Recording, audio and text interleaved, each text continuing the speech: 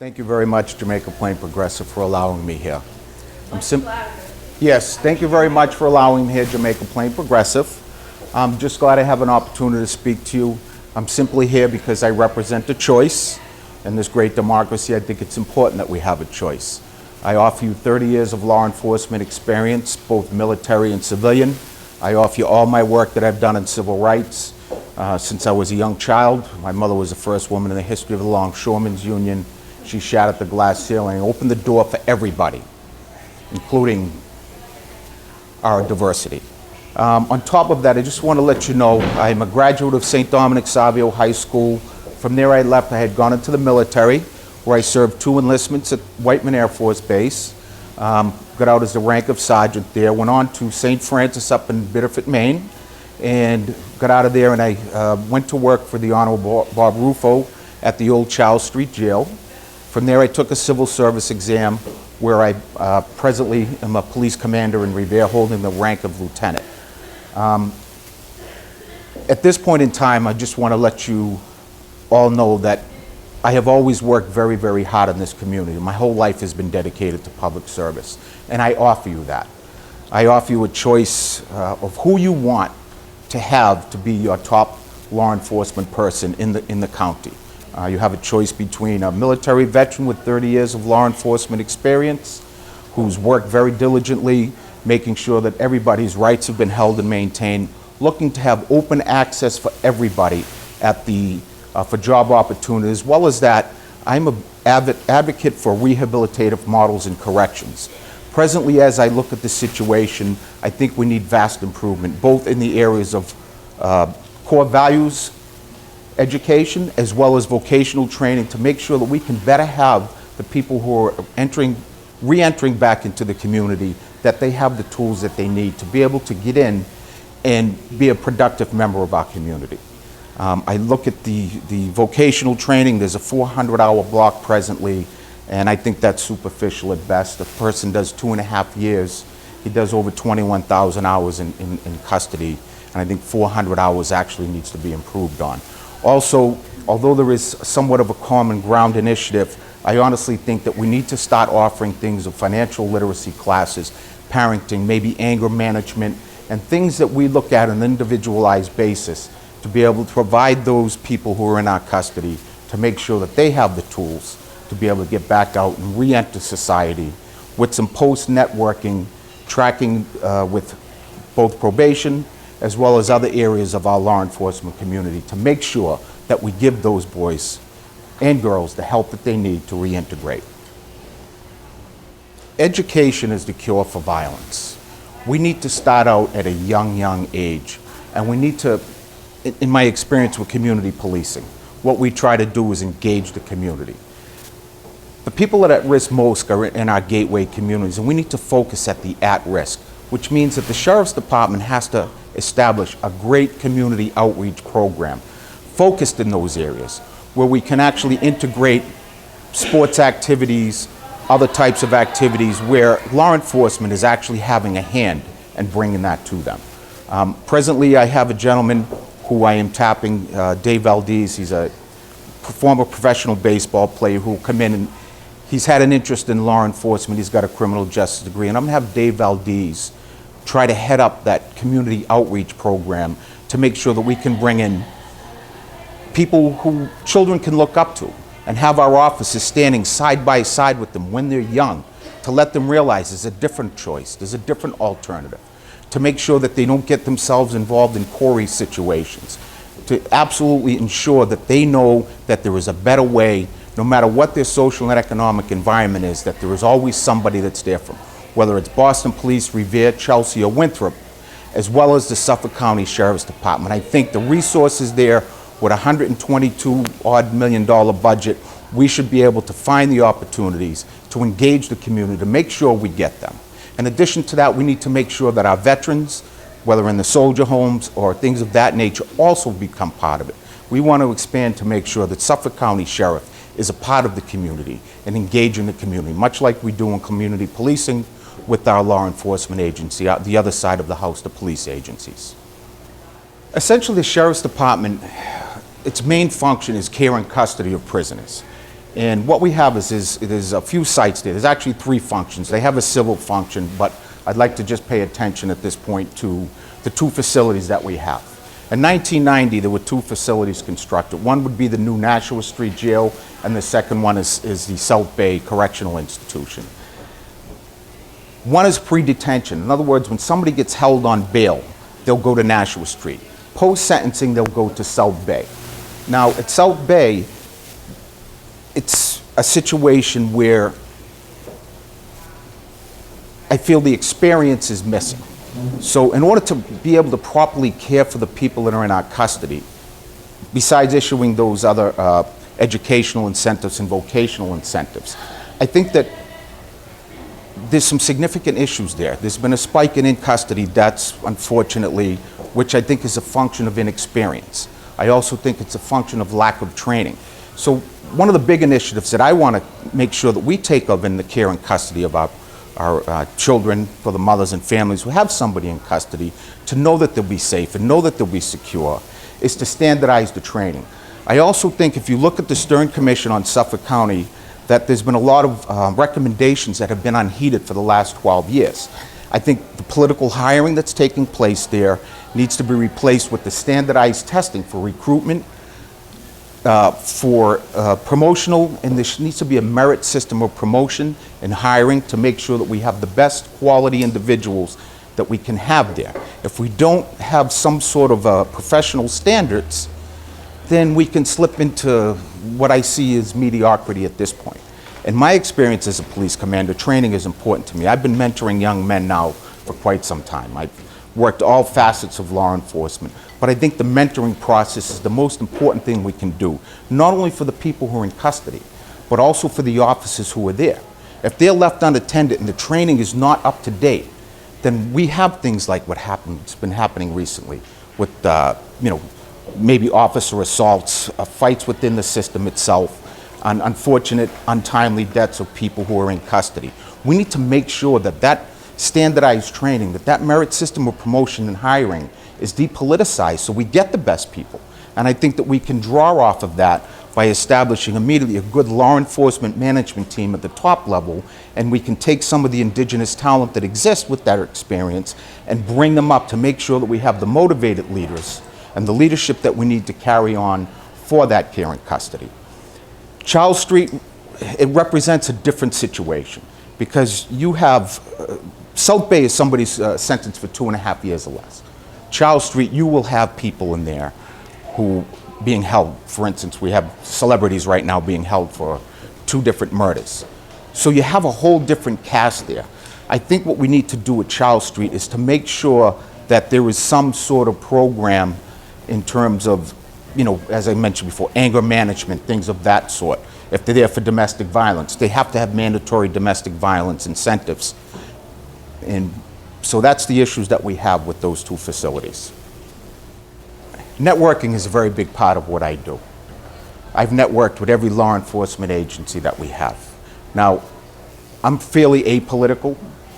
I'm in this race right now because it's an advocacy. I felt like there was a group of people who were being left out, particularly our nation's veterans who went in to apply for a position and they were denied. So networking is probably the most important thing that we have to establish. And in order to network properly, we've got to make sure that all of the stakeholders come together. Political, education, healthcare, particularly healthcare, because we need to make sure we have that.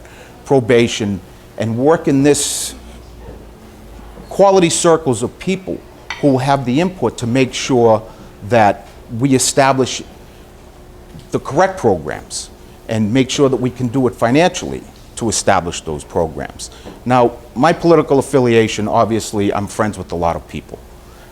Just the fact that I've been a police officer and I've always worked with the BRIC, I've worked with URC, and we're always transferring information. Some information isn't for the open public, so networking is really the most important thing we can do.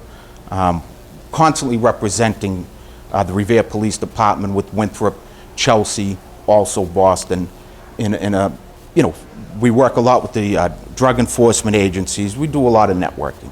Politically, I have to tell you, I think the biggest problem that we have is the Sheriff's Department has become too political. And the Sheriff's Department has become too political, ma'am.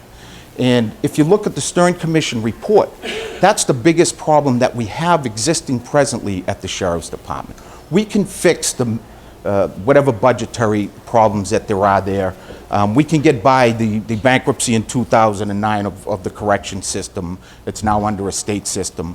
But more importantly, I think this whole concept of having qualified people in the positions of law enforcement, that's the need that we have right now.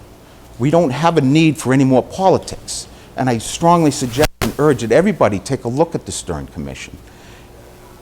We need to do those changes. In order for this to be a proper functioning law enforcement agency, and it is a law enforcement agency, we need to make sure that we take the recommendations of the Stern Commission, take a good look at it, and implement them. We can no longer be taking financial donations from people who work work at the prison, vendors. It's an unfortunate situation.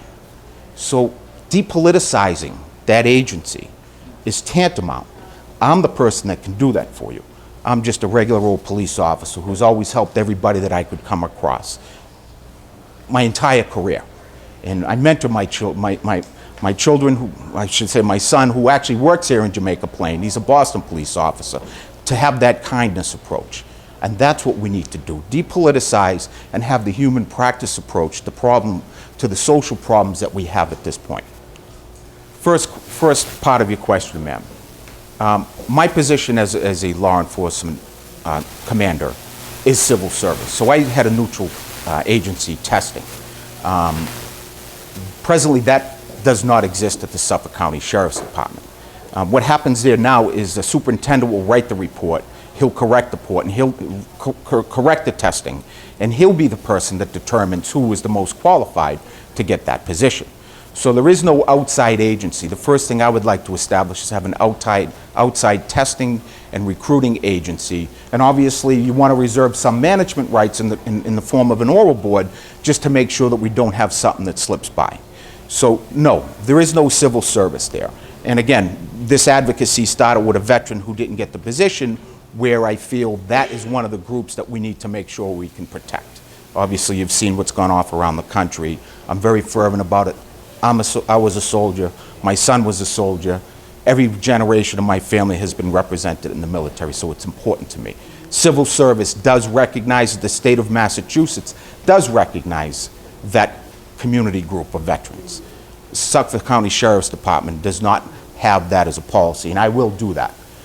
Now, as far as diversity goes, one of the most important things that what I think we need to do, and I don't mind saying that my wife is African American, and we're very sensitive to that. My wife is also a Muslim.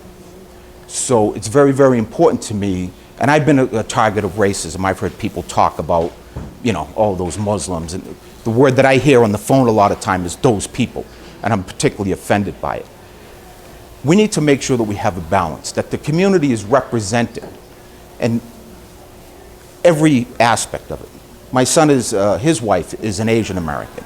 So it's important to me to make sure that if a person is qualified, if he's from a gateway community, if he's Latino, if he's African American, Asian American, American Indian, and he's qualified, we need to make sure that we put those people in the positions that they're qualified for. And we need to make sure that our ratios are representative of the population, from top level management all the way down to the bottom level. We want to make sure that we have open access, and this is what this is all about. It's about open and equal access for everybody in the community, for a young child who stays out of trouble, to make sure that he has an opportunity to break this cycle of poverty by having a good paying job. He should have that opportunity. It should not be at the whim of whatever political component is in charge at the Sheriff's Department. Recidivism that's when a person who's already re-entered and has come back to it. That means he's returned back to the correction system or the prison system. The recidivism rate right now is about 43, 44%. And to me, that's just about 1 out of every 2 people are going back into custody. I think when we discussed earlier about the educational component of their custody. And I can tell you this from my experience, for lack of a better word, for 10 hours I would see people sitting around just talking nonsense. Prisoners at the old Charles Street jail. My function is going to be early in the morning, they're going to have an educational package that they'll be required to fill out. There'll be an incentive for them to get out early, to go through all these learning blocks of core family values or literacies, whatever the quality circles come up with, to make sure we establish that. That is what we need to do. We need to get the esteem back of the people who are in custody, whether they're for drugs, mental illness, or whatever other issues, to make sure that they have the tools in their tool bag to reintegrate back into society. I think core values education is important, but also we need to expand on that vocational training.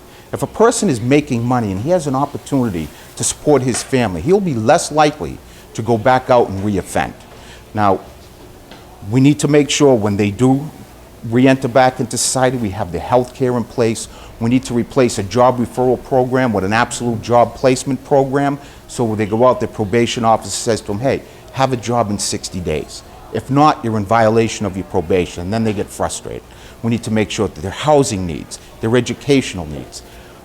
Even more important for me, I think the visitation programs really need to have more teeth in them, because when a family comes to visit somebody, you have to make sure we ensure that the family has input into how they're going to be able to get back out. So there needs to be a courteous and a productive visitation type of program where the family has involvement, where probation is involved, where all the stakeholders in the community are involved. That will be the only way that we're going to reduce it, by having good vocational training, give them strong interpersonal skills and their civic responsibilities. This is what I see as a function, and I'm a firm believer that, you know, it starts young. It starts with universal pre-K, of which I'm an advocate. You know, second languages. We really need to make sure that our community has the opportunity, the educational opportunities, to be able to get ahead of it, to get ahead of the curve. And I've traveled all over this country. I've been to Asia. I've seen it. We are the greatest nation in the world. We have a great core, potential to make sure that our children and our future children are able to carry on.